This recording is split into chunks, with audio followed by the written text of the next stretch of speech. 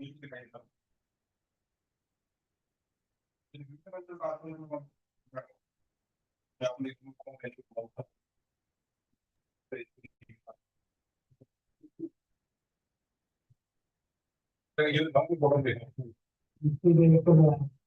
everyone. Can everyone mute themselves?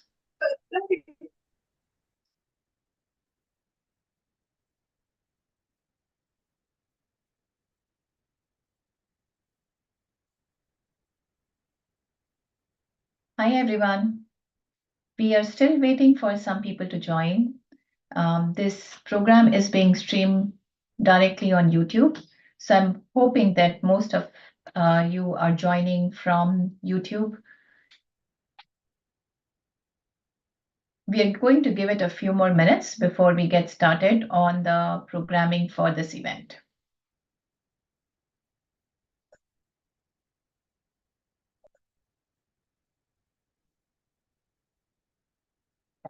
All right, let's get started. Hi, I'm Deeksha Joshi. I lead No Worker Left Behind. And I want to start by saying we are honored to host this event, Veterans Connect. We do this quarterly in a year. And we want to salute all the people who have served in the military and thank you for your service.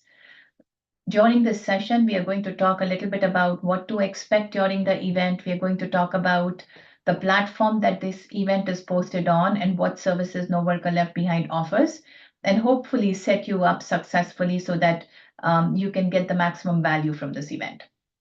So with that said, I'm going to start sharing my screen.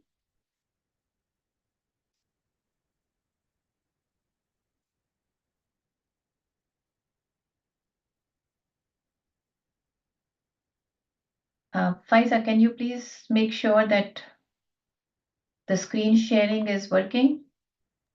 Yes.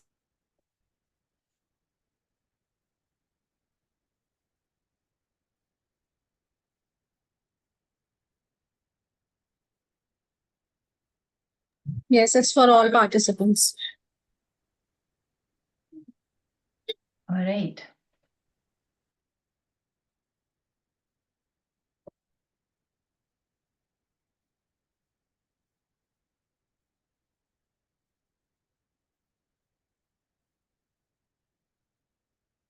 So hopefully everyone can see my screen.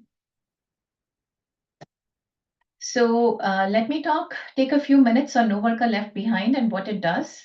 And then we'll come to the topic for today, which is upskilling in the age of AI. And we have a very exciting program today with a lot of employers, service providers, professionals who are attending this event. So hopefully we'll walk you through the platform as well so that you can really look at the platform, you know how to navigate, and you're able to get the maximum benefit from there. So we'll do all of those things during this session. So let's get on to the next topic. Just a little bit more about No Worker Left Behind. So No Worker Left Behind, just like the name says, we want to make sure people are not alone in their career journeys. And coming from military background myself, when my dad transitioned from the military into a civilian life, there was a huge change. There wasn't the same amount of support, as well as there were a lot of new things that he had to figure out. And as a family, we went through that journey. Obviously, he the most, but we as well. And we understand everybody who has done that or who's trying to do that. So, what we offer is we offer three big things. We offer free upskilling. So, as you're trying to move and you're trying to get new skills, you have a ton of skills which are very powerful, right? From leadership to collaboration to teamwork. But there are some specific professional key skills like AI, data, IT, or other skills, project management, that you might be interested in learning further. And we provide free credentials for that. Additionally, what we also do is we do a ton of community events. So one of this is what we are doing today, but we also have other events wherein you can connect with other professionals, find mentors, find employers, all of those things. And finally, we have a job board on our website, and you can always find jobs that have been posted by the employers themselves. and apply through those jobs. So those are all the things that we do. Moving on to the next slide. And if you have questions, I just wanted to make sure that you can ask them on YouTube, where this platform is being streamed, where this session is being streamed, and we can get back to you on that session on your questions. All right. So, topic of the day. Why are we even talking about this topic, upskilling in the age of AI? It's a very critical and important topic because what used to be upskilling before AI, it looks very, very different. Agent upskilling in AI means it is very much real time, it is bite-sized, it is short, it can give maximum results quickly, and you can learn exactly what you need. Whether you are on a job where you're trying to do something, AI can help you implement and execute those things better. So it can help with productivity. If you are between careers and you're looking for a job, AI can help you with job prep, resume prep, career search, all of those things.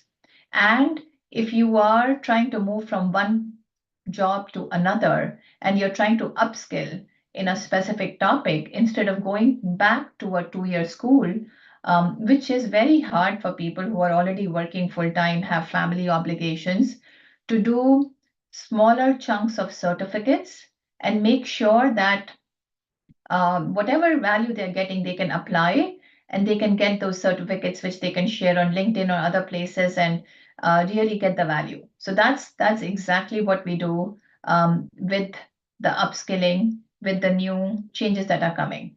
And I'll talk a little bit more about what's happening in the work landscape. What we are seeing in the landscape, in the work landscape, is it's changing very, very quickly. We know that all the jobs, 1 in 3, 30% of the jobs will be reshaped by how AI is changing the work. Some parts of the jobs will be automated, some will where we need human acumen will stay with humans, but then humans still need to work alongside agents and alongside other people who know that technology. So AI is creating a new digital divide. And you can say it is the new digital divide at this point in time. People who know it versus who do not know it, there's a huge difference. And what you can accomplish with that, it's a big change. So we need to start thinking about how do we get that skill. Number one skill is digital literacy. If you know how to use a computer and you are digitally literate, that is table stakes for hiring. And then after that, there is all the other skills. If you have digital literacy, learning AI is not that difficult because there are a lot of tools that could be leveraged to help you in that ways.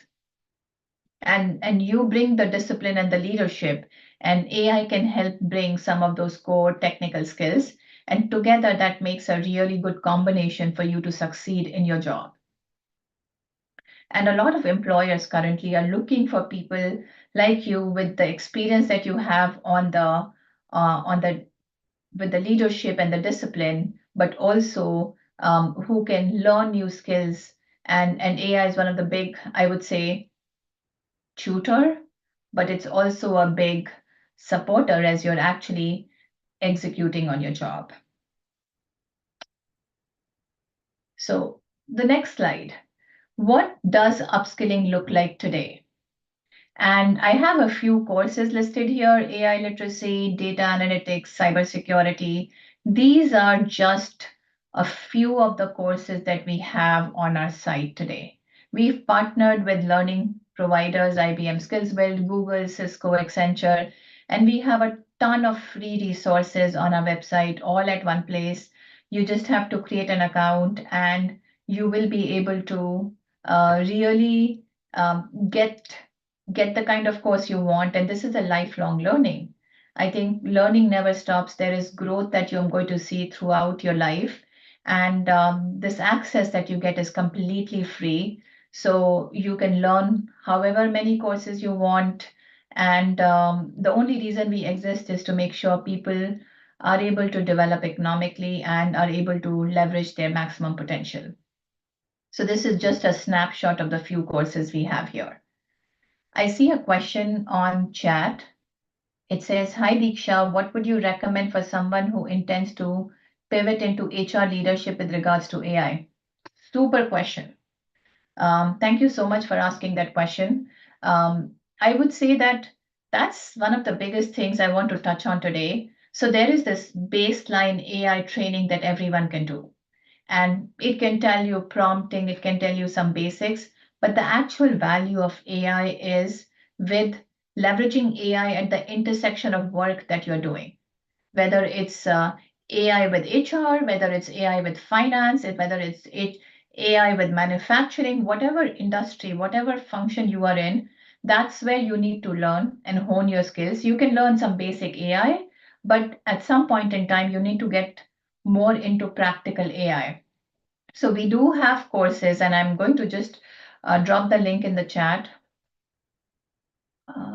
It's not letting me put the link in the chat. So I'm going to put it back on the platform where we are. Um, 1 second. Let me see if I can put the link on the chat. Yes, I'm going to put the link on the chat. So if you go on this platform, you are going to see the links of courses which are have been specifically created with professionals like you in mind who are trying to learn in a specific domain, specific function, and are able to deliver that value. Right. Any other questions? I know there is a little bit of a lag in the streaming on YouTube, so if you have questions, feel free to put them in there, and I'm going to hopefully respond as I go through the session.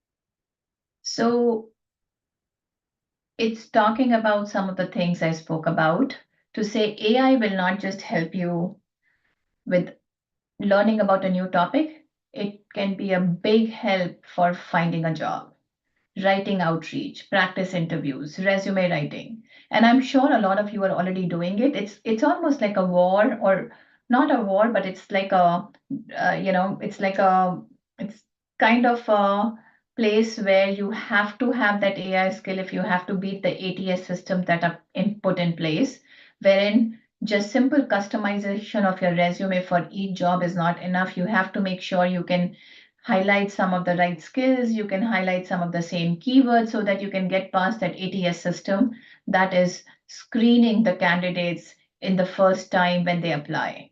So this is such an important thing to keep in mind, that we are able to do.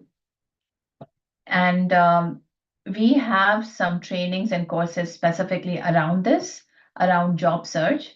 We also have a few sessions, which are guided sessions, which are led by IBM and others, which we can talk to our community about, which will take you through that session in a bite-sized way and make sure that you're learning and there's somebody on the other side to help you. So it's not completely asynchronous. So this slide gives you the final thing to say for this session. I think what we believe upskilling looks like is it has to be bite size. I've heard so many stories of people where people have paid a lot of money, and there are these long 6-month courses and they're never able to complete those. You have to think in terms of bite size learning. You have to think in terms of how can you create something new. It's not just learning, it's also about creation. It's about showing the proof of what you've learned. And it's about joining a community where you can connect with other professionals. At the end of the day, nobody can replace a human interaction. You can talk to a GPT for 10 hours a day, but that half an hour with a human person makes the whole difference. So I think that's what the community, the work2.org community gives you. Training platform is skillsclinic.org, where you can go and learn. There's another platform, skill.re, which has a lot more courses, and we are going to be combining that in the future. And then veteransworks.org, that's where you are going to find most of the um, most of the job boards. So let me now give you a preview of the platform, of what we have on the platform and what to expect. So I'm going to stop sharing this presentation and I'm going to share a different screen.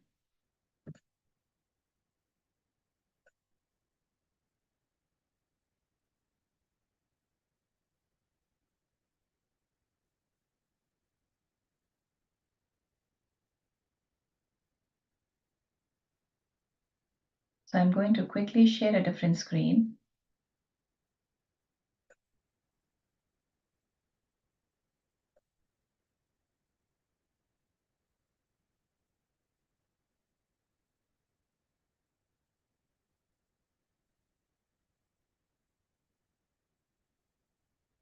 Right. So this is going to be a very quick demo on the platform. So when you would have landed, you would have all landed on this place. And we have a ton of events on this platform. So if you go on the club, you will be able to see the events that are coming up. You will be able to see the job board and then some of the learning articles that we have here. And when you click on this Veterans Connect event, you can join this event from here. I'm assuming you would have created your profile so people can get to know a little bit more about you. Also, the fact that if you have your profile, it builds trust with others. So that's what we do. You can look at the agenda. So today we have the following sessions. We have Cedric Cook coming and joining us from 2:30 to 3:15. And then we have What AI Takes First, a session at 4 o'clock. But between these sessions, we have all the other exhibitors that you're going to see on the platform who've signed up. And then you can see the attendees here and you can message them. So these are all the attendees that we have. So when you click the event and you go here, you're going to land at this page. And this is where you can see all the people who are live right now. You might land on the feed. You will see all the sessions. You can join the sessions whenever they start. But you also have the opportunity to have discussions. You have the opportunity to discuss with specific groups. For example, it seems like U.S. Department of Veteran Affairs is active right now. And then there are other people who've created booths here or discussions. So that's what you can do. And in addition, you can actually go and see all the people who are online and start a one-on-one chat. You can also, at the same time, when you suppose speak with someone, you can always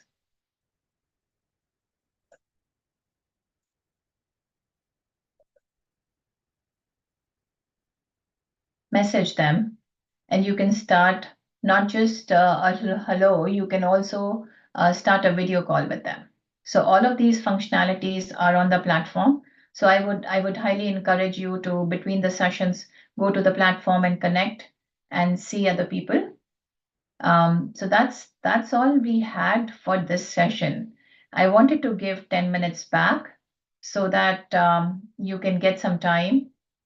We would highly recommend you to come back for the session, for the Cedric Cook session, which is starting at 2:30.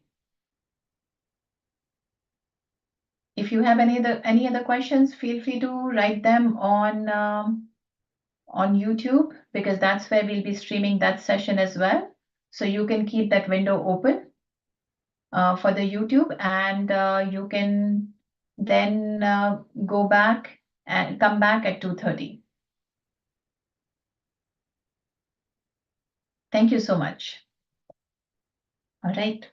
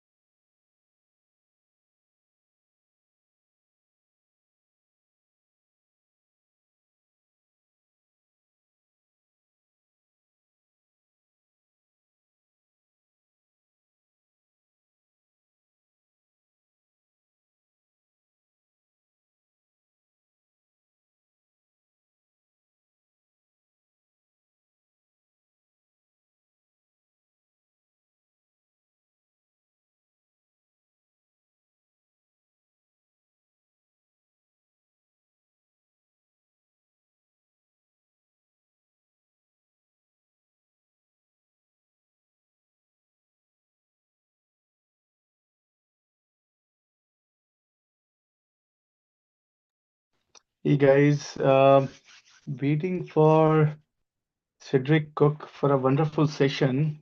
Uh, I'm not sure if I'm being streamed right now. Shall we are still trying to see? I think there's a little bit of a delay. Yes, we can see you. Okay, okay, good, good, good. So, firstly, Diksha, thank you for this wonderful opportunity and putting this thing together. I know how much effort it is required, um, how much effort it requires to conduct something like that. So,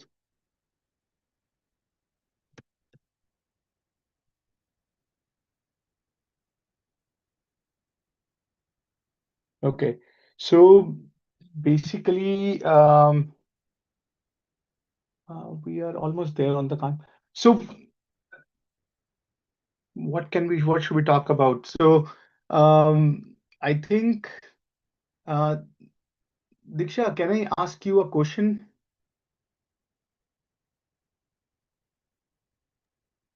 Yes. Okay. So I'm curious that what are some of the issues that veterans ask you with regards to their career development challenges? I'm curious.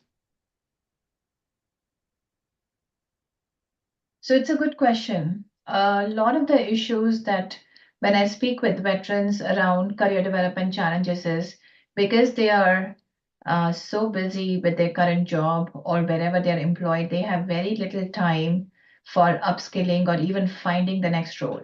So they're really looking for some support or some additional help to be able to do that, whether it's like a career coach, whether it's with the upskilling, or even looking at the resumes. I know I've spoken with veterans who spent 20 years in the service, and when they're trying to get out, they have not worked in the civilian world, but their entire experience is so good, is exceptional.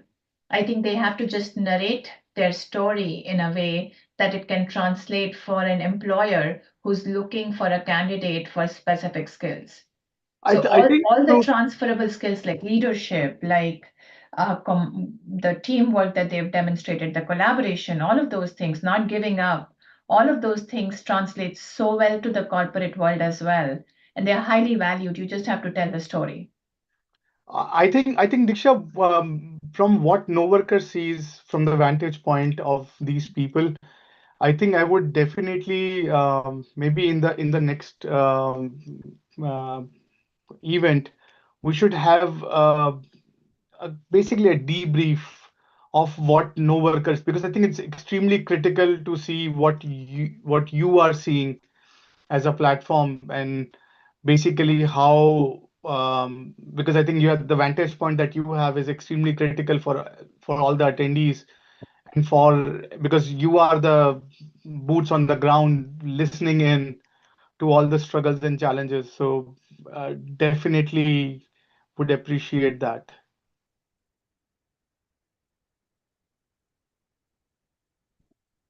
Yes, I think there are a lot of challenges that I can share. I want to make sure we can get Cedric to connect and share his thoughts and perspectives as well. I have a ton of questions for him as well. So hopefully we'll have him soon on the session, and we're going to hear his story. At the same time, So I in the meantime, I'm seeing one question that I can take on the chat. It's about what would you recommend to someone who has been formatting their resume to the job posting but never had any luck. So I think this is a very phenomenal question, uh, Dakwan Polit. So basically, one of the basic essential is it's never about the resume or the effort, right? It's always about what pain. I think of job as someone is having a pain that someone can solve. If you understand that concept, then automatically your approach towards the job would change. So it's just not just applying basically to a lot of jobs, but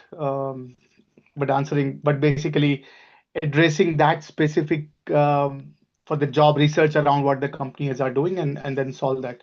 Anyhow, I think we have Cedric on, which is fascinating. That's what we are all here for in this session. So let me invite Cedric over and we can discuss some of these questions maybe after the session. I can sit longer and we can have a bigger chit chat session about some of the struggles and what we as a community can do. So, Cedric, welcome to the fireside chat. Thank you, Vishal. Very nice to meet you, and thank you for the invitation. I'm looking forward to it. Awesome. So, I think why don't we start with an introduction? Sure. So, I think I was reading it, but I'm sure I would butcher it if I go up explaining your decorated experience. So maybe why don't you walk us through your journey what and then we can start with with the discussions. Sure. Happy to. So, Cedric Cook here.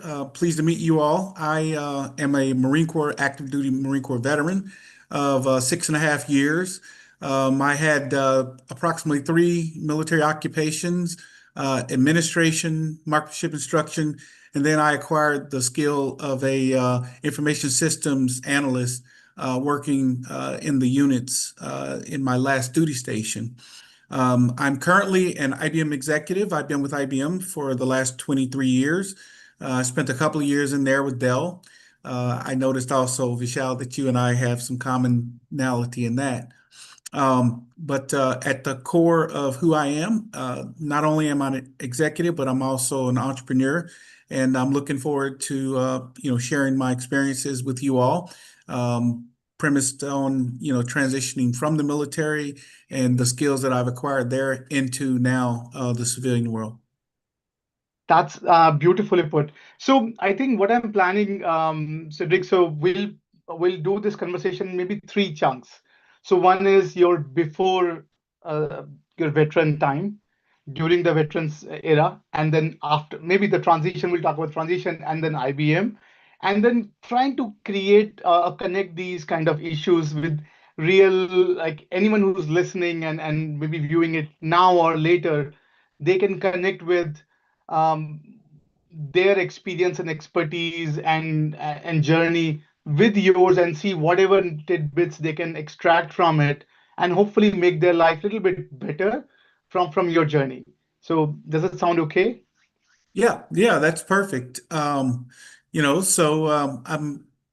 educated through for first off, my father was in the military. He was in the Army. So it was through his service that I learned about, the power of service, I would say. He was in the Army. He retired after 20 plus years of service. He was also a Desert Storm veteran.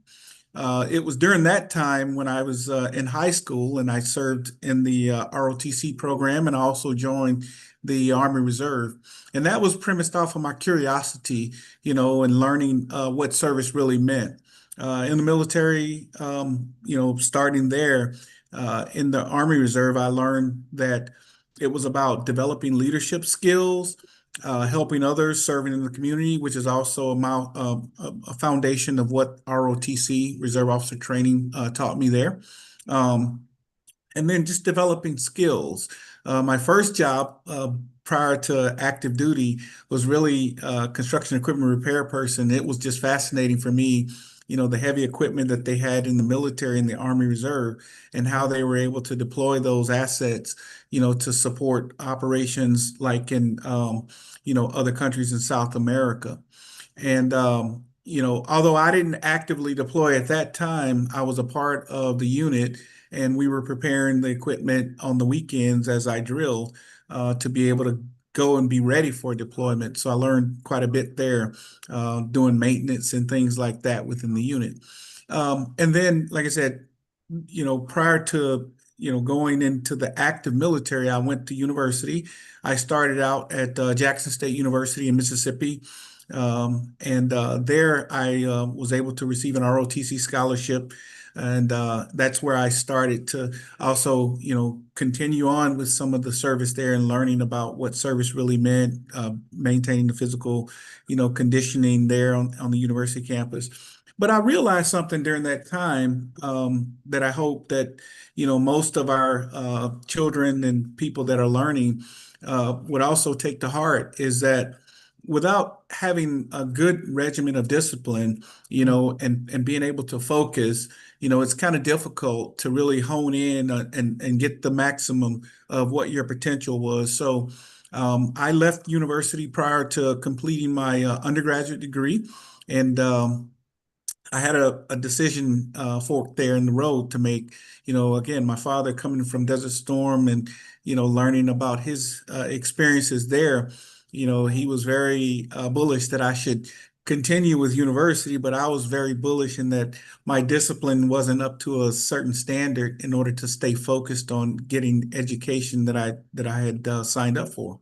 So I decided then that if I wasn't going back to university, that I had to do something, that was out of reach for the most people. And during my high school tenure, the Marine recruiter would come around periodically and talk to us about what the Marine Corps is about, being an elite fighting force and wearing those dress blues. And that's when I thought about it. I was like, well, I think that's my calling. If I'm not going back to the four-year university to complete that training and education, then I may as well do something that's, out of reach for most. And that would hopefully, show that I'm disciplined enough and I would be able to develop my discipline and those leadership attributes in order to become someone, of higher stature that people looked up to. So I joined the Marine Corps. I went to boot camp in Marine Corps Recruit Depot, San Diego.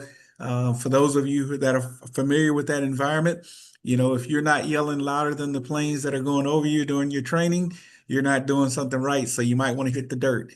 And, we all, learned together, developed together, and completed that training. It was rigorous, but I remember one thing that my uncle told me, who was also a Marine, was that no matter what you're going through in that training, always maintain a sense of humor and always remember that you can overcome this task by just persevering and doing the work that's in front of you. And that's exactly what I did. I leaned into it. I stayed focused. I became the guide. I got fired, became a squad leader, continued to persevere through that training. And I was then into my military career in active duty.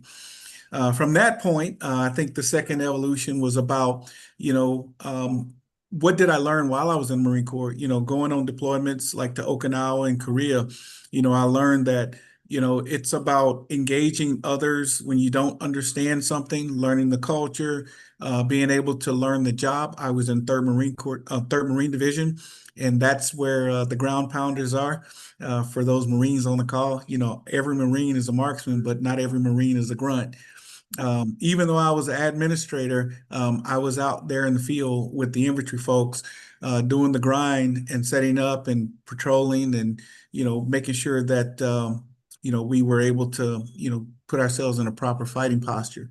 So through that, I just learned that no matter what your job is, always be willing to roll up your sleeves and do the hard work, because doing the hard work will teach you many things that you could never get from just sitting back and observing and letting others get into, the heart of what was going on. So that's when I, figured out that this thing called technology was super important.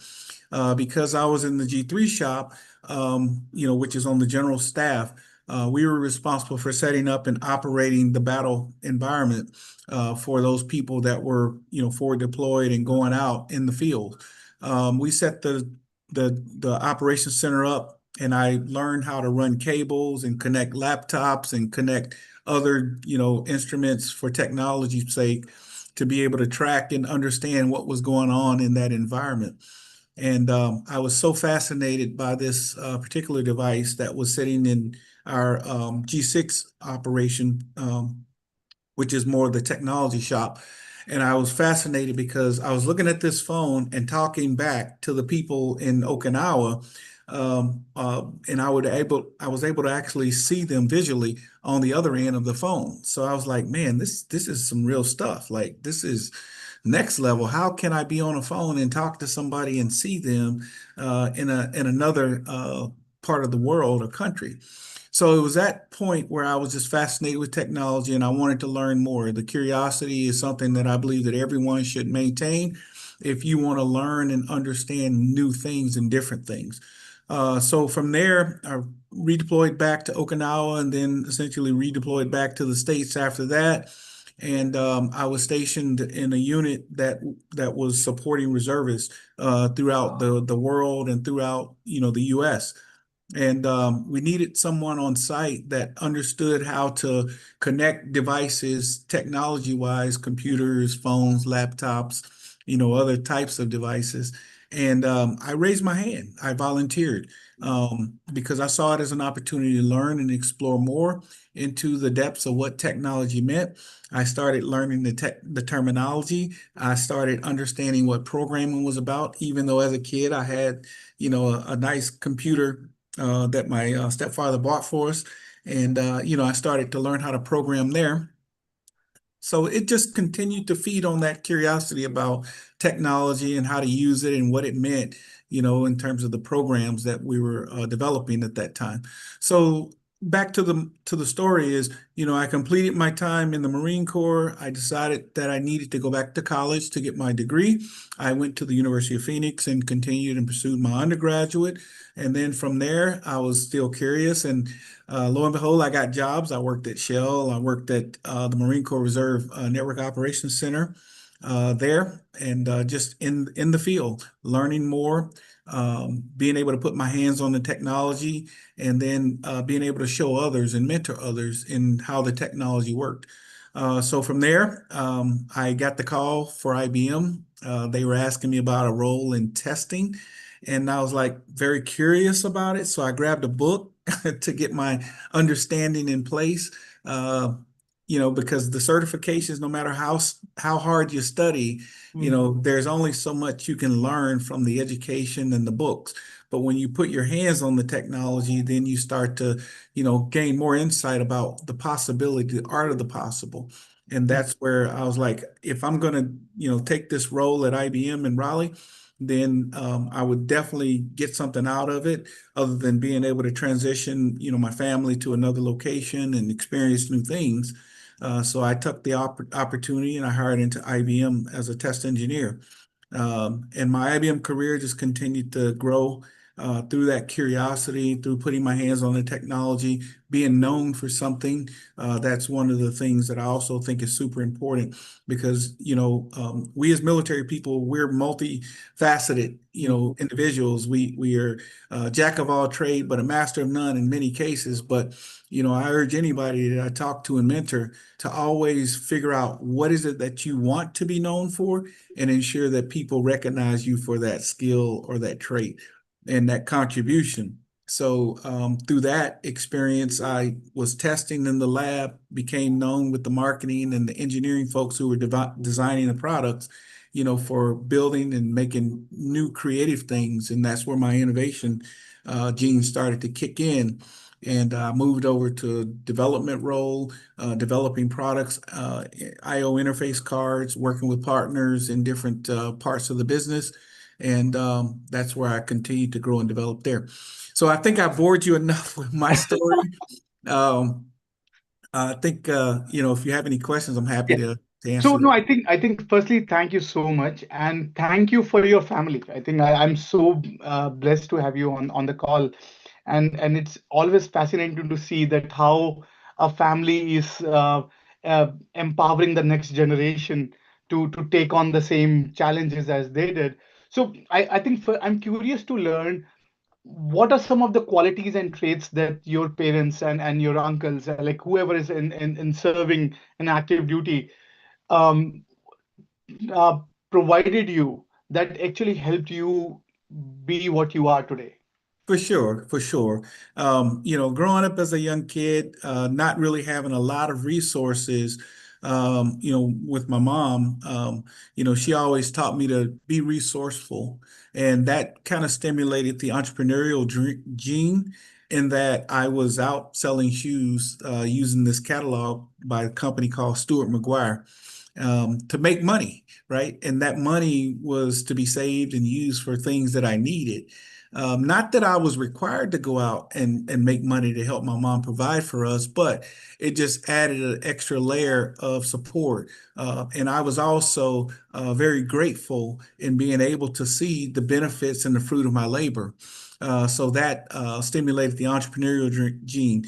Another thing that I think was super important, and I absolutely learned this from my father and my brothers and every one of us, carry this gene forward, is just being accountable for the things that you're responsible for and owning it, no matter whether it's success or it's a failure, and recognizing the difference between those two things, what is considered success and what is not.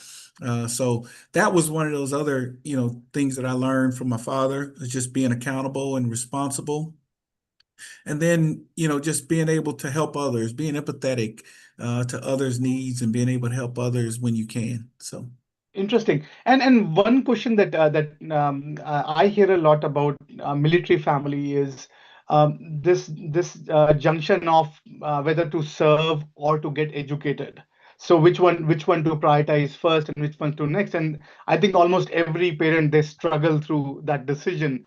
So I'm curious, as a kid, like, so what would you suggest to people uh, in the group chat right now, who are either that military family navigating that confusion, or are one of the ones who are has to decide whether I should serve or get educated first? What would you suggest to those guys? Yeah, I think there's no right or wrong answer there. I think for me, service came before education to some extent, but then there was also the education that allowed me to understand what service was, right? Mm, So in terms of service, I felt like, being able to serve helped me financially because I didn't come from a family of those that had, lots of resources in order to pay for the education. My father didn't, go to college. He went from high school directly into the Army. And, so college to my family before I went was something that was there, but not necessarily viewed as attainable. And that's why, as I continued to learn from others, what it meant to go to college and then to eventually, become a commissioned officer, that was something that was viewed as highly esteemed. So I guess to your point, Vishal, it's more of, if you want to really get to the crux of who you are, then I think service is probably a very good route. And it mm, also enables you to pay for fun education if you do it right through the military path. But if you desire to get educated, you can do both. Whilst going to college, you can also, go to ROTC program and also serve there.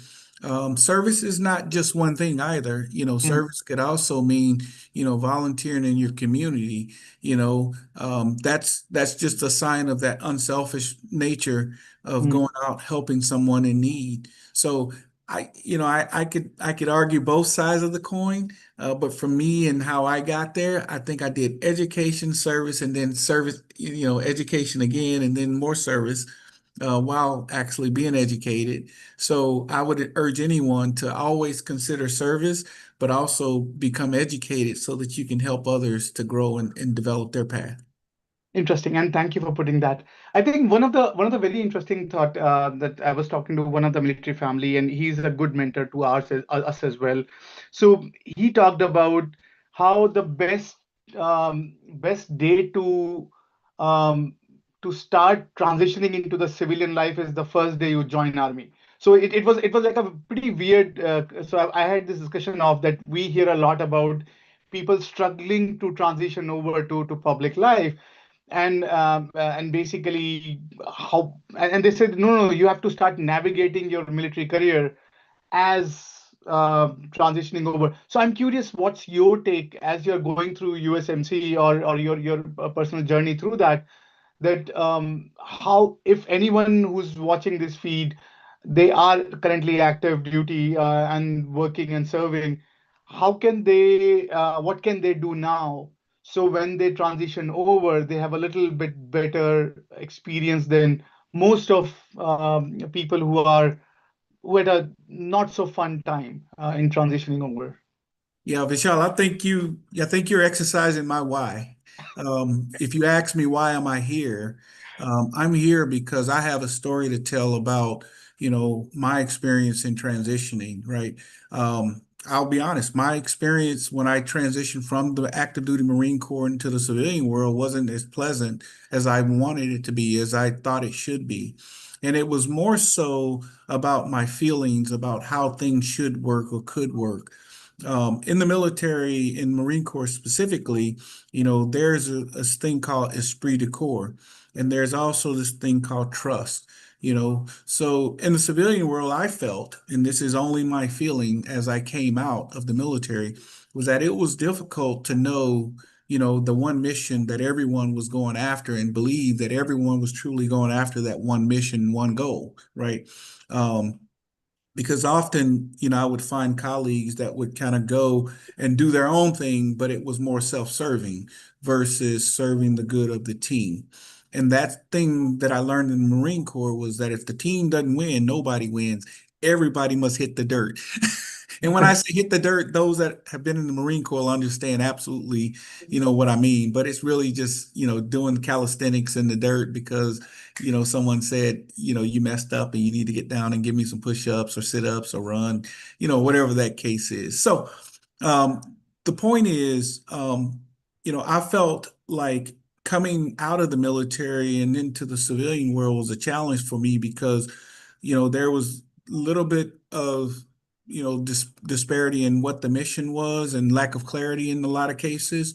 But I think in all of that, I did eventually learn that as a leader and as a, bona fide leader, I could absolutely set the direction if I get the right, communication going and the right networking going with others who are responsible for the overall mission. And that's no different than being in the military, right? If you're, company commander or your battalion commander says this is what we're about and this is how we're going to do things, and you as a secondary, lower level leader in the organization, you understand that and you study it, then you can absolutely make a contribution to get there to the big mission. And that's what I learned, through development in the civilian world. But I also knew it inherently while being in the military that that's the way things work. So I had to kind of marry the two understandings before I could really ingrain it, imbue it, and then execute it in the way that it should have been. So it took a while though, for me, honestly, to be able to understand that concept and marry that concept with how the civilian society could work. And it also took a little bit of faith on my part, to believe that my teammates were really doing the things that were in the best interest, or at a minimum, coaching them towards, look, I understand you want to be, the superstar and shiner, for this particular mission, but I would ask if we could come together and align ourselves on a common objective. And that takes a little bit of finesse at times. That takes a little bit of finesse. It takes a little bit of patience. In the military, a lot of the things that we were doing wasn't about take your time and, sweetheart time and do it. It was about, it's not, is it done yet? We understood the mission, so is it done yet? So it took a little bit of patience on my part to understand that some people don't move that way because they weren't indoctrinated in that way about how to, mission first and how to get there. So it took a little bit of soul searching for me to say, be patient with these people, help them, bring them together for understanding of the common objective. And then as we move, and move expeditiously to get the job done. So That's all I'm saying is that, it takes a little bit of time. I'm sure that for those who are transitioning and those who recently transitioned, you'll get there. Just be a little bit patient with yourself, give the people around you a little bit more grace than what you may have been used to, and then try to move forward in accomplishing the goal. Because if the team wins, we all win. Beautifully put. I think so. Couldn't agree more. And the other thing we hear a lot about is the role of a mentor. So many of the success stories that we have heard, it is many times it is attached to someone who came right at the right time and offer that small nudge of I think advice or grace or whatever that keep the ship afloat. And I think you put up really well that it's a team effort at the end of the day. So what has been your journey? I'm curious when it comes to, did you were you able to find a mentor or guide or that has helped you in transition through, and any advice for the one listening that what can they get out of this? Yeah, sure. And I'll say that that is one of the most frequently asked questions that I get from people that are in the transitional state or are in the military is, how do I find a mentor? Mm, True to form, you may have a mentor that you don't already classify as a mentor. It could be that wise individual that's always pulling you to the side and dropping nuggets of information about how to do things or what you should do or how to conduct business or how to conduct yourselves in certain environments. That's what a mentor is to me, and that's what I try to be to my mentees, is that wise voice that gives them a little bit of insight, but not necessarily does the whole task for them. Just share my what I think is a reasonable expectation for how things should work or how the outcome should look. Those are things that I think that mentors do and can do and should do. But look around you. Look around you first to see who's that wise voice and who's that person who's dropping gems on you of information around, look, hey, if you want to achieve A, B, and C, this is what I did. Or hey, if you want to achieve A, B, and C, have you considered? mm. That's what good mentors do. They don't always provide the answer. They steer you and give you insight and give you at least some contextual insight around where to go and how to go.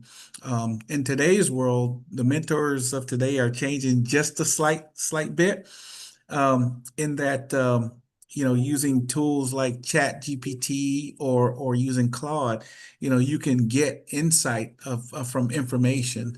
The language may not be considered mentor-ish to you, but I'll be honest.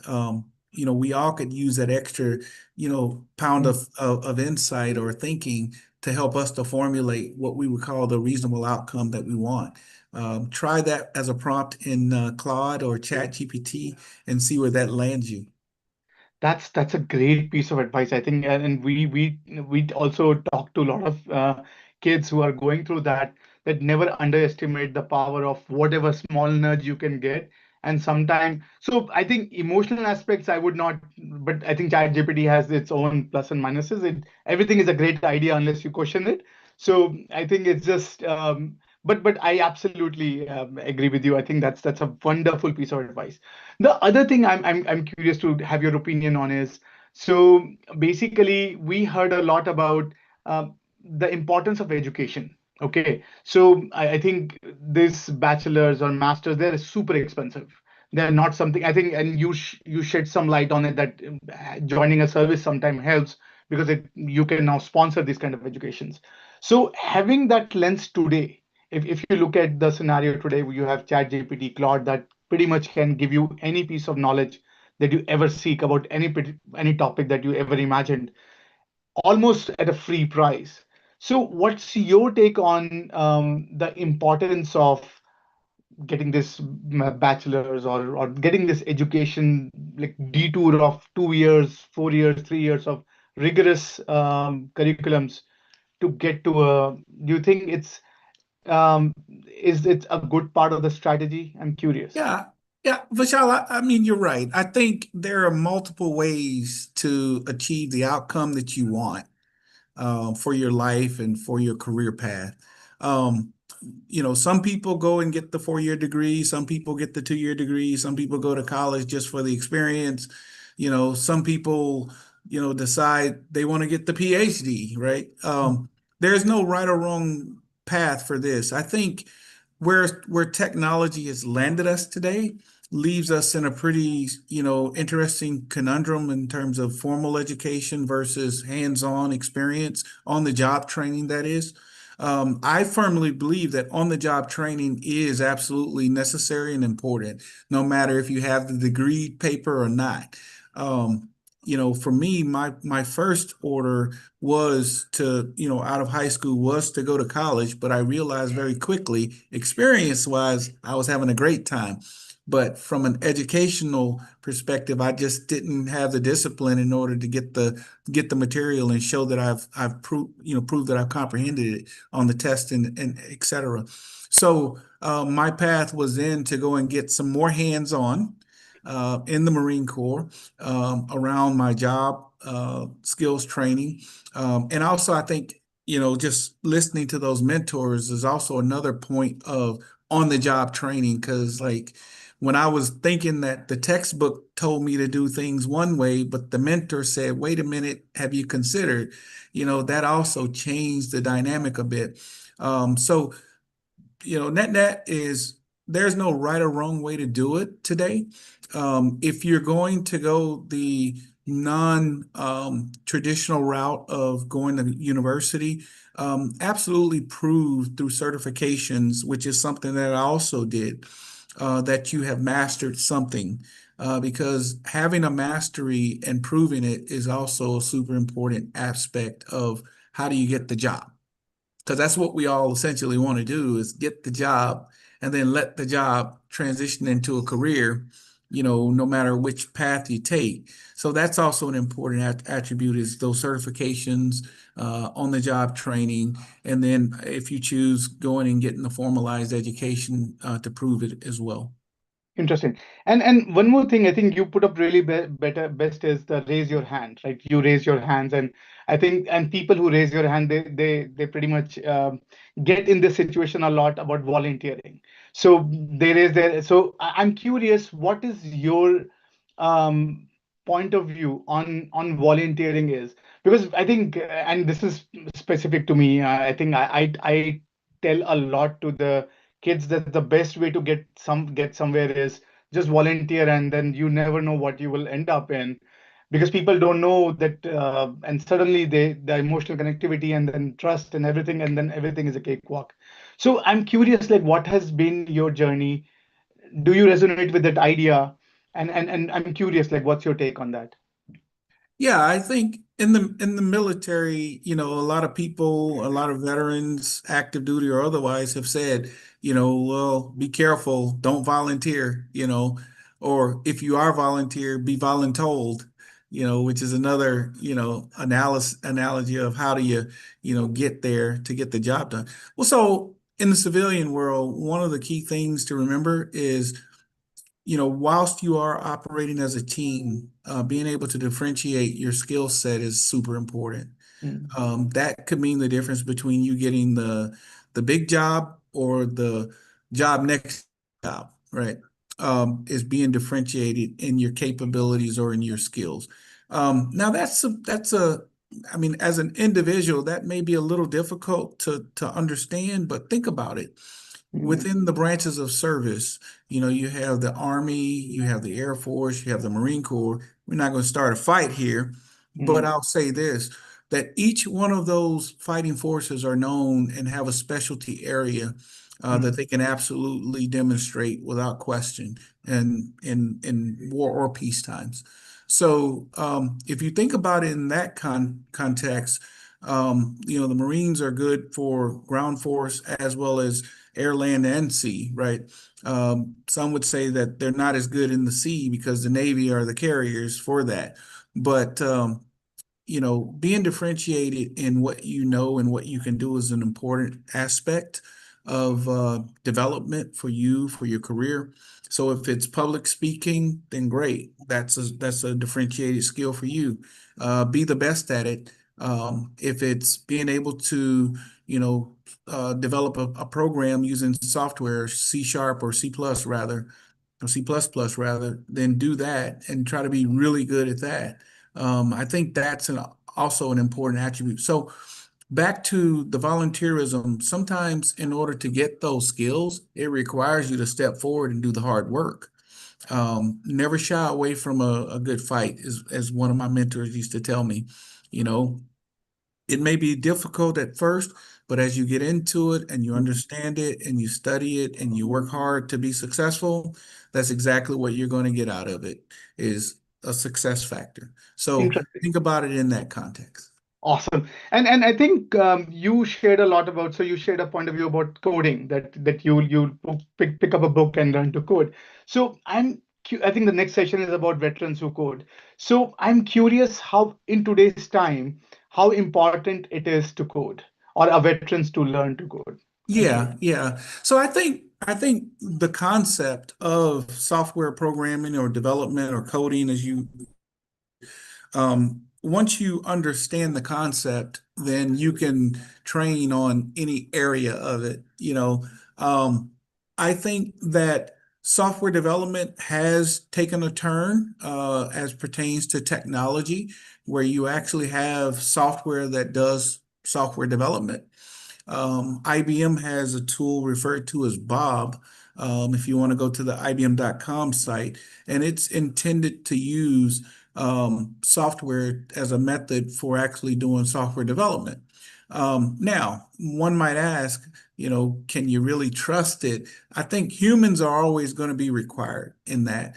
I was listening to a podcast earlier that was done internal to IBM about, what's the best way to use a software development tool like Bob in order to develop code, and it's to have a specification. The specification comes from your requirements, and you as the programmer should understand, what the specifications are, because you don't want to get into a situation where now you have a blob of software with several lines that you don't understand and you can't debug it if something should go wrong. And you can't validate whether it's trusted or not if you don't understand what the intent was on that those lines of code. So I think that's super important, is first to learn and understand the concept, and then to understand ways of which you would then produce software development using tools, modern tools, that also are built on the foundation of generative AI.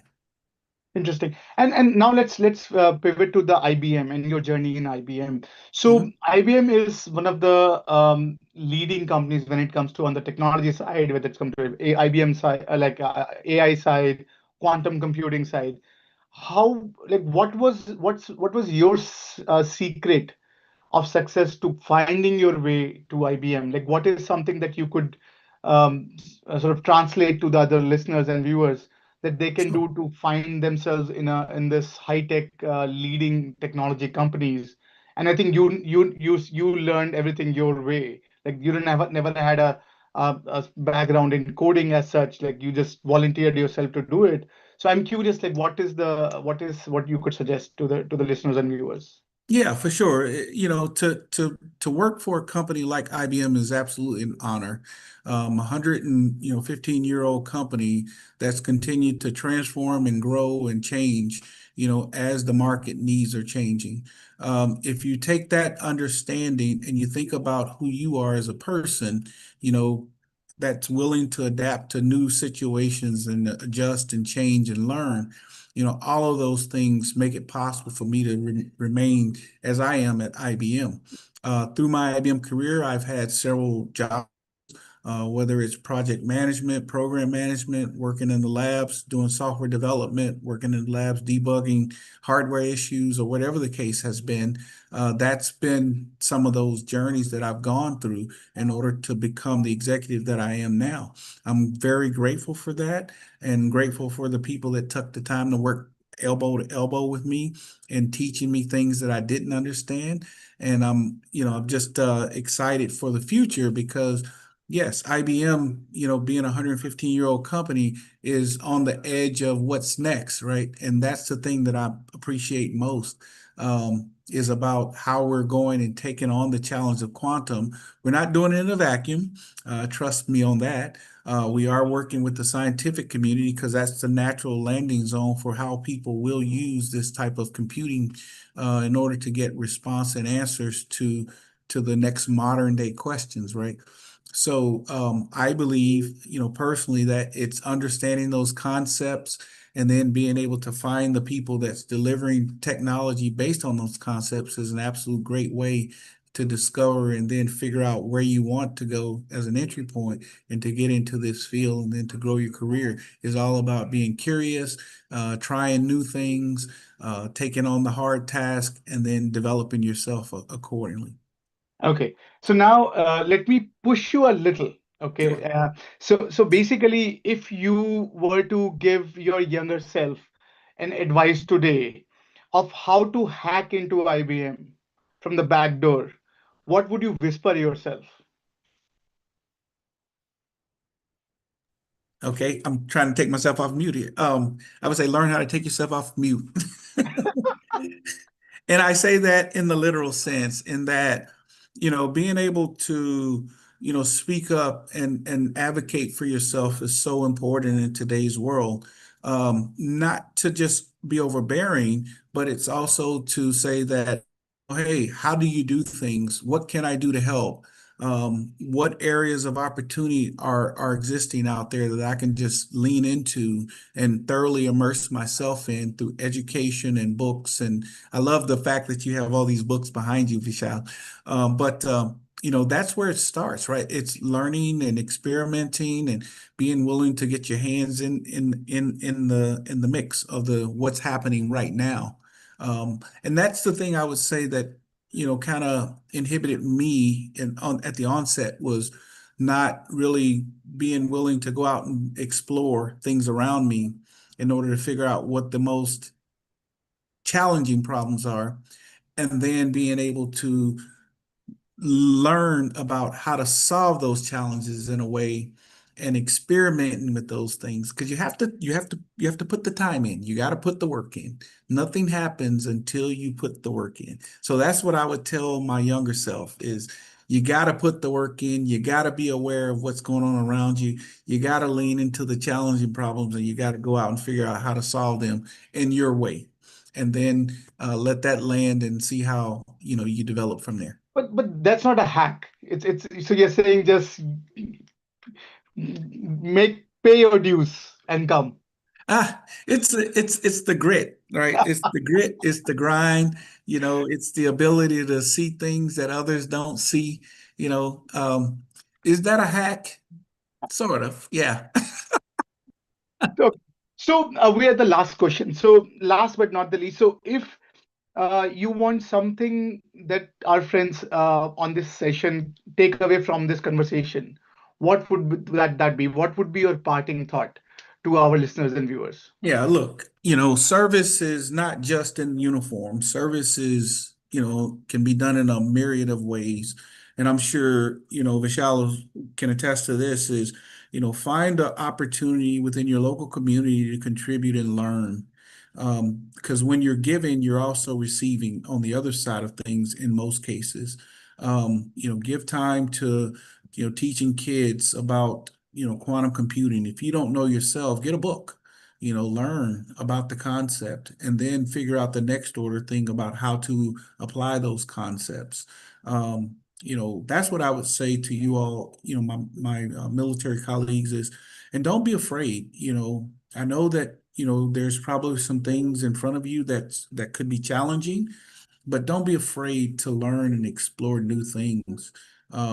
None of this stuff is made, in a vacuum. A lot of it requires collaboration. You can be a part of that as well.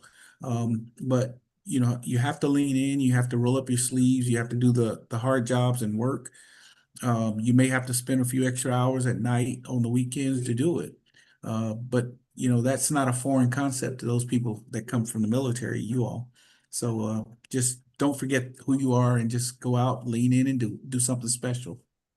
With that, I think Cedric, thank you so much for your time.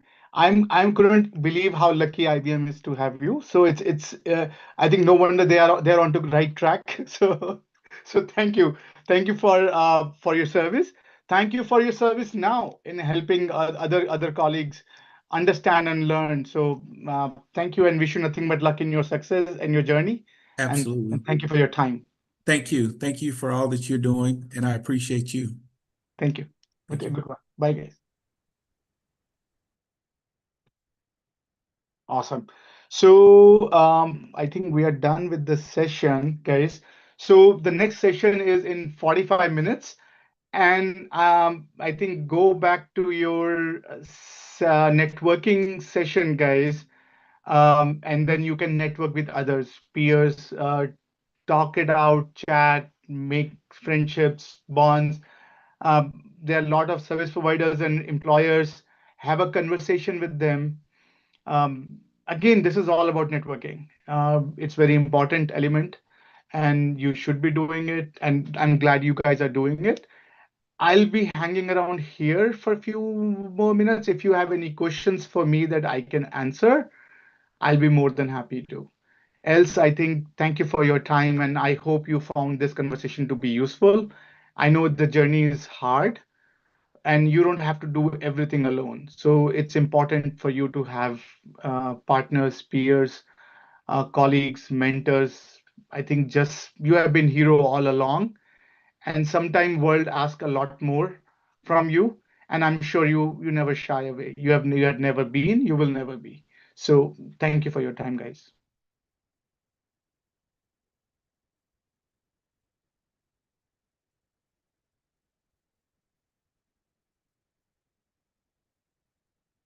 Awesome. Thanks, guys. So this feed will resume in another 42 minutes. Till then, happy networking, guys. I will try to join the networking as well. If anything, let me know and we can chit chat. Thanks, guys. Bye.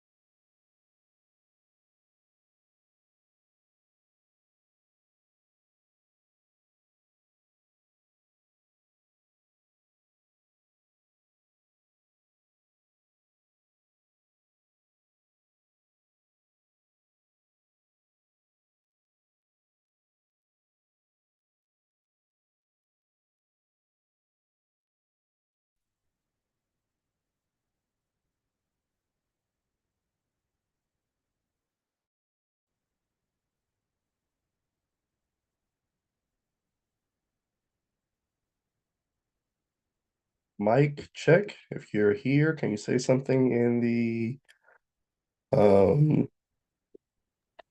in the comments so I know how many people are here? Yes, Shironi, hi. How are you? We can hear you, yes. Raj, I got a little bit of echo. Can you see my screen? Yes. Awesome, awesome. Well, yeah. Well, let me know when I can start getting on people's nerves.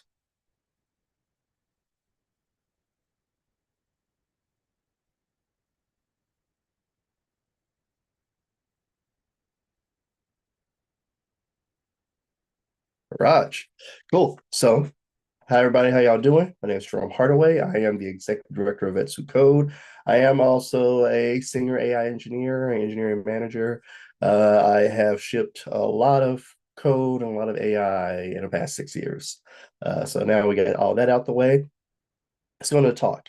So talk is about what AI ships first. And inspiration of this talk is pretty simple. We live in a world where the influencers have kind of gotten out of hand when it comes to AI.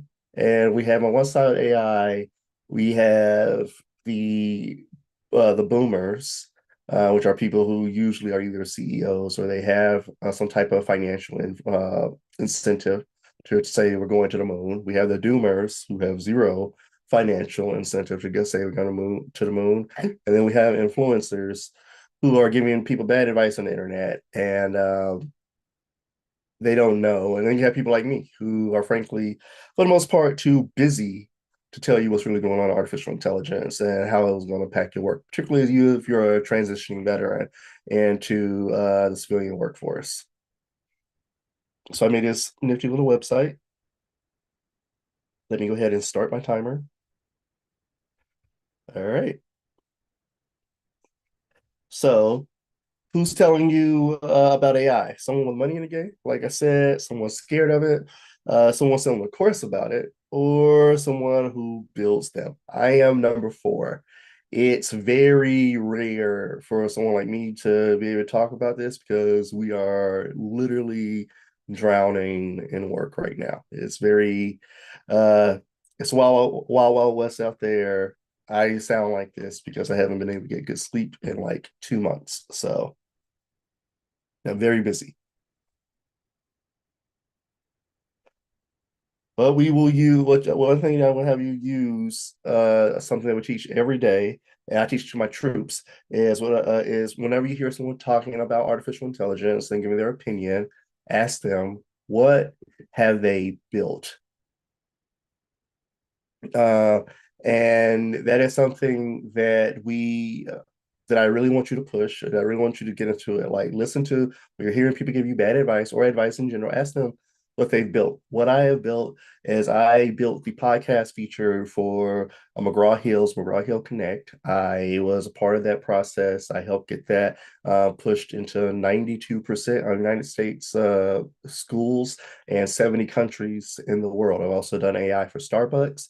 I've done AI for Domino's, done AI for Vista Equity Partners, and I'm doing AI for the US government.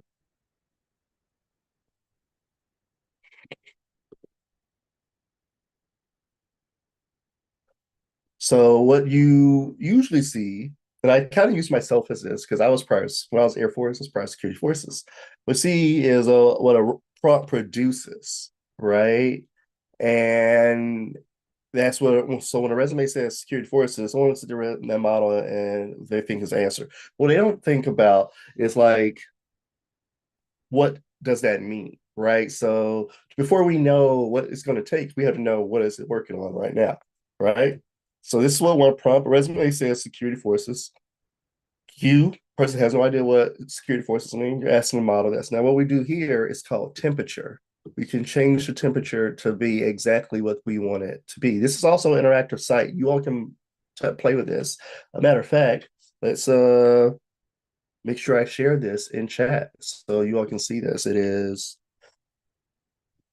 what AI takes first.surge.sh made this just for this, right? So you can change the dial, you can put temperature 0, which is going to take the safest word, the next safest word in the LLM. Every time it start repeating itself, you can go 0.2, 0.5, 0.7. As you see, it changes high. It's going to start reaching words that are more or less sure about, all the way here, where it's going to get what we like to say creative or start hallucinating. So let's say what it does when we wanted to predict the next word after security forces and make it very creative. Door gunners. That's what one is very creative what it thinks. And that's where it went. 7% chance of going with door gunners, and that's still what happened. Let's do one more word, and let's set it in one. And this candidate. And now let's set it 0.5.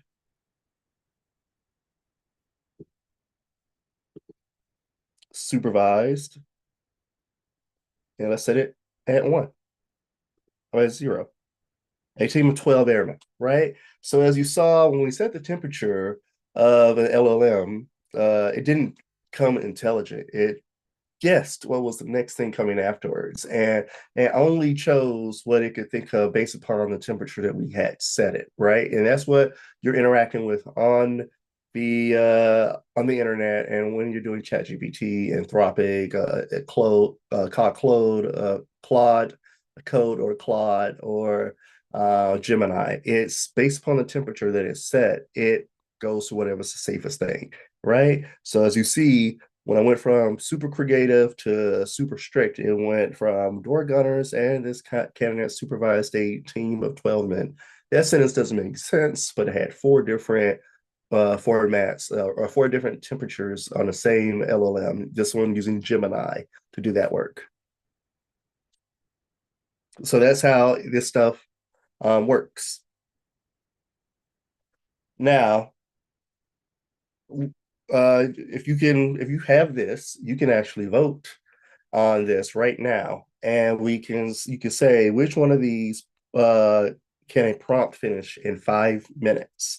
Polished resume with strong bullet points, a certificate of completion, a course project everyone else has submitted, an incident used escalated against protocol, the shift you ran when the system went out and nobody answered.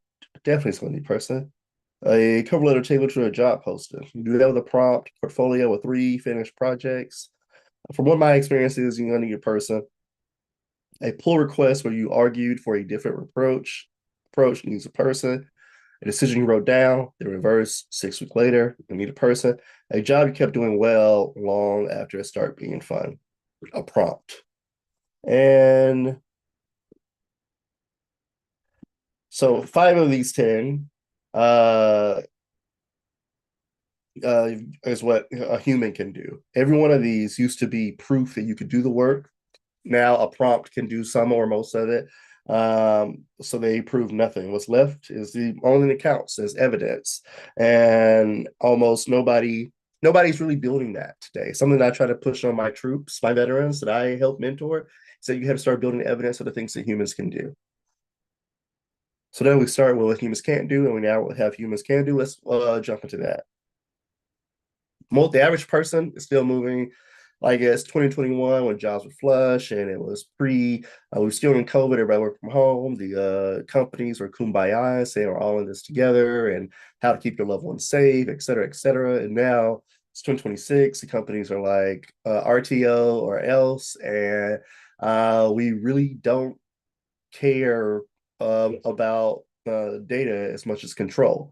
So that when the market was lush, a finished thing was proof you could do the thing. Then once the models got serious, something being finished didn't really do anything. What they started looking for is evidence that a human had touched it, right? In tech, that's what area I'm in, so that's where I know the most of where this impact is. Grads turning projects or prompt finishes in 5 minutes. I've seen this coincide over and over again. The projects or for lack of a better word, trash. They're going into CS programs. They're not learning the core skills. And then when they do present something, it is the saddest thing that you've seen on this side of the market. Logistics operations resumes, a prompt could have written, nothing shows the calls that they made that helped the company do that thing that they're doing well. And in healthcare and caregiving, it's the exact same story. Real judgment under pressure and zero record of what happened. People are not recording the evidence of the actions and the process to get to the actions.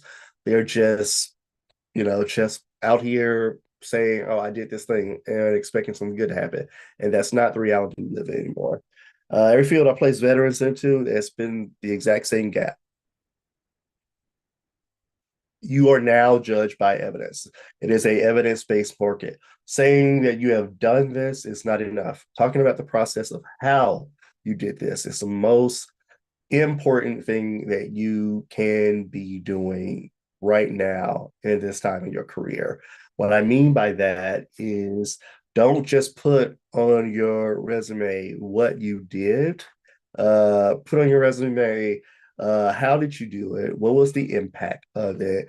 How what it was the things that help expedite it. What is the things that will flag green on an ATS, right? Remember, more than often than not, the first person or first thing that reads your ATS is not even going to be a human. It's going to be a robot that's going to grade you 0 through 5 based upon what's on that resume and what's on your LinkedIn. So you have to make sure that you're showing evidence so that way you can score past robot to get to the human. I have a joke that I tell my troops, like veterans make great criminals. They never leave evidence behind. This says so much true. In every industry that I looked at, veterans do not leave the evidence of the work behind. They leave the mission complete. And I guess that's a good thing for our country. But when you're out in the civilian sector trying to make a buck, it doesn't really work like that. They want to see the process of how you got from 1 to 100 because they want to know that they're hiring a talented worker and not Chat GPT or Claude on a Claude subscription with a human face.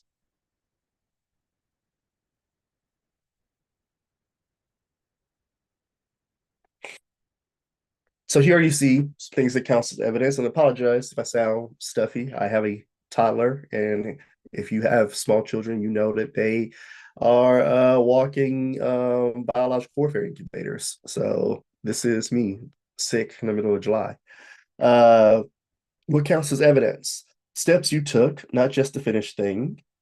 The commits behind a repo, the shift log behind the report, that's a trail. It's not a trophy, but this is a thing that helps people see where the work is made. The moment you argued for a different call, a PR, an incident you escalated, a route you overrode, someone watched you reason. Explaining that reasoning is the difference between someone who is overlooked and someone who's not. Something that broke in your watch that you owned it, shipping it went sideways, a patient who declined, you caught it, you owned it. Or in my case, my very first job, taking down a franchise site that was the #1 franchise site of Australia at the time, 10 years ago, and being able to bring it back to life before the traffic would start hitting the site. That was going through that process now, talking about Ruby on Rails and Nginx and things of that nature, is what helps me become a better engineer and show people like my skill set now. But back then, all I was doing was sweating bullets and didn't even think about the value I was getting. Now I know that that is the stuff that people are looking for. Oh, you really do work under pressure. This is a great example. Walk me through how did you the steps that you took to get from zero to back up after you failed it. After the failure, what you're going to do, what did you do to make sure that the failure never happened again, et cetera, et cetera, et cetera. These are all things that you need, and so will separate you from the other workers. The decision you wrote down, the reverse. Seeing people who are malleable in their decisions now and aren't always right is one of the things that people are really looking for now. They want to see people who have good judgment and aren't too proud to say that was the wrong move. Let's readjust course.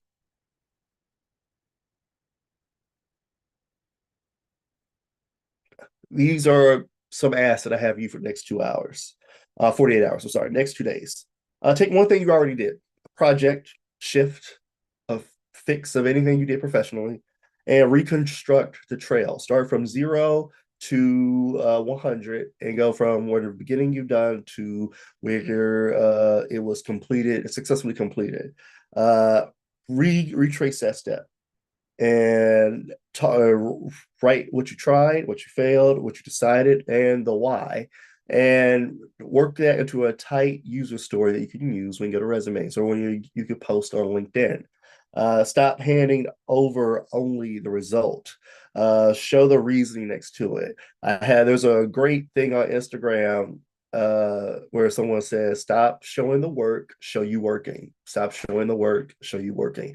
People want to see the process. There is beauty in the struggle, as they say. Before you submit anything, ask, could a prompt do this in 5 minutes? This is something that I find myself asking all the time, and it inspires me to go deeper, right? Like, sure, Claude Code can write my slides and then convert it as a PDF, but could Claude Code make it so that I pushed it to production so that the people on a talk that I'm talking to can go to the website and click through? Could it make it so that they all could press buttons on it and things of that nature? Can we make sure that it has like the decisions of, do we use anime.js and play HTML to be able to make the site a little more interactive and fun as we are talking to each other? Those are the things, those are decisions that I made as a human, and why I made them. It's because I wanted it as remote meetings are remote talks can tend to be boring. So having a way that people can interact from time to time helps. But that's the why. I understand that they're like, why do you choose these? What's going on?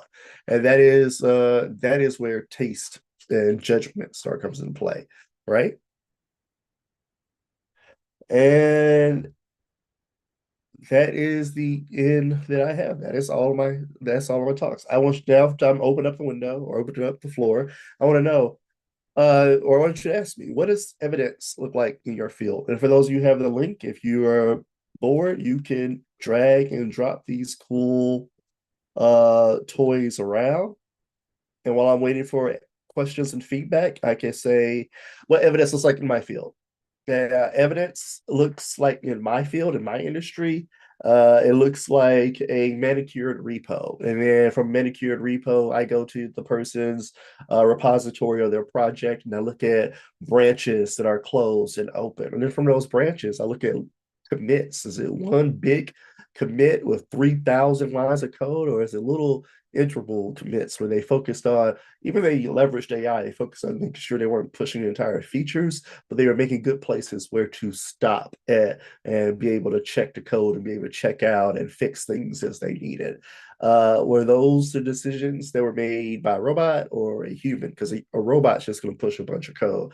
A human is going to make sure the code is readable, legible, performant, and that there are good stop gaps to be able to keep moving forward, interval in the code base. PRs. I'm always looking at the PRs and how great those PRs are designed. Like, how did you answer the questions? Did you add video? Did you add some images to your PRs so people can see? Did you add a demo video link? These are all things that on my end in my industry showcases what I like to say is growth. And I see someone might be playing with the website right now, and that's super cool, super fun. But I'm interested to hear in chat what you all think is evidence on your side. I know I'm looking at the chat. I want to see Cindy, Joshi, and Cindy, but I don't see anyone else.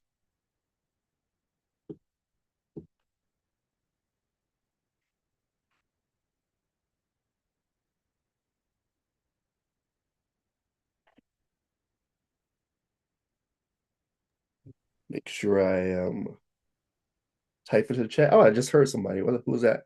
Yeah, hi, Jeremy. Hi. Yes. Oh, I'm from No Worker Left Behind. I'm representing the organization All right. who organized this event. Copy. All right. So you have a question? Mhm.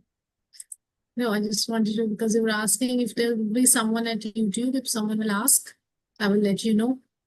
Raj. Yeah. So I Yeah. am open. If you want to talk to me offline as well, I am Jerome Hardaway everywhere on LinkedIn. I'm there for that.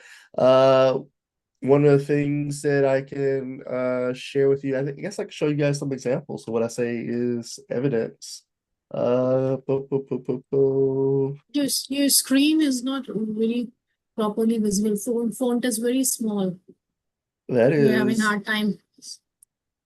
I'm having hard time. Yeah, right here. Does that look good? it is better. Yeah. All right.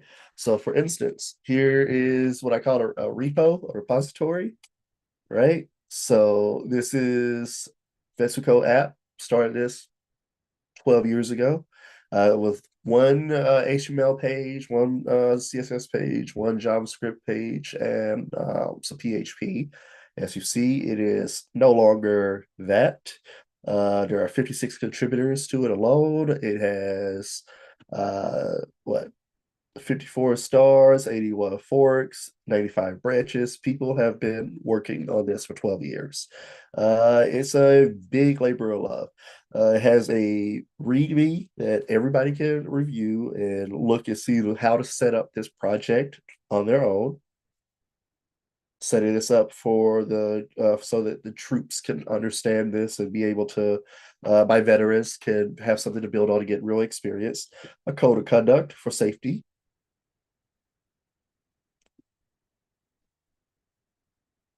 contributing rules, and our license. So how we copyright this. This is all things that as a employer, if they were to look at this when I share this, or like did I share like repo, like let's say I share, go to a pull request, look for my name, look at this, and this is an open project that I just open PR I made 4 weeks ago. Yes.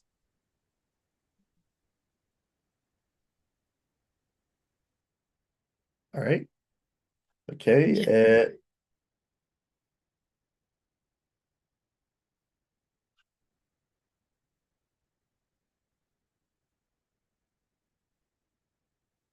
All right. And going forward, I say the problem, the fix, and the verification. And I show that it is deployed, ready, and I am showcasing how I make it fail loud as well.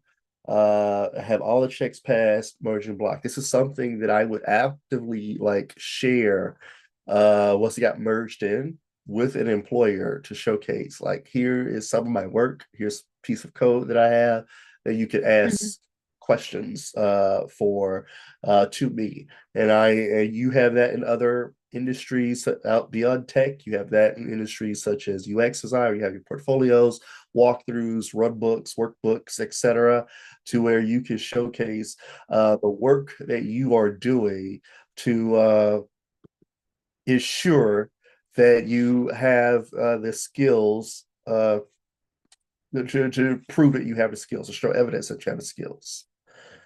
So yeah, so beyond that, is there anything else?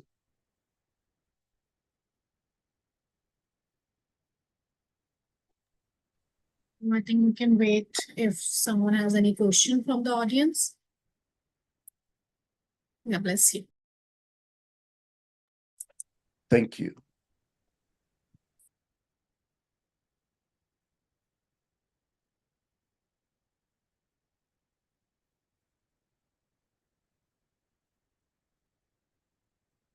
Yeah. Well, if there is no questions or anything like that, we can wrap this up. You can, I guess, I want to make sure you have this link. Yes, and you can go through it. You can play with some of the technologies on it. It is Anime.js. It is Playwright HTML. If I were you, a great thing you could do to understand this code base a little better is you can inspect element, look at the code, and this is one of the things I like to do instead of giving slides. I like to create websites for the talks I have, inspired from one of my mentors. That's a totally different way of doing things. Yeah, amazing. Yes. Thank you. Yeah. Well, if y'all have nothing else, I will let you all go early. Thank y'all for having me here, asking me here. If you guys have any more documented things that you want me to sit on panels or just be able to talk to veterans in regards to like what it takes to be specifically in the industry of software engineering, I am all ears. That is, I've done 300 plus veterans, 12 years, 20 million in salaries. Been invited to the White House with Barack Obama, Business Insider twice, a lot of cool, crazy things in the United States. So, you have anything you want me to help with veterans? I'm the guy. For sure. Yeah. All right. Well, I will see you all later.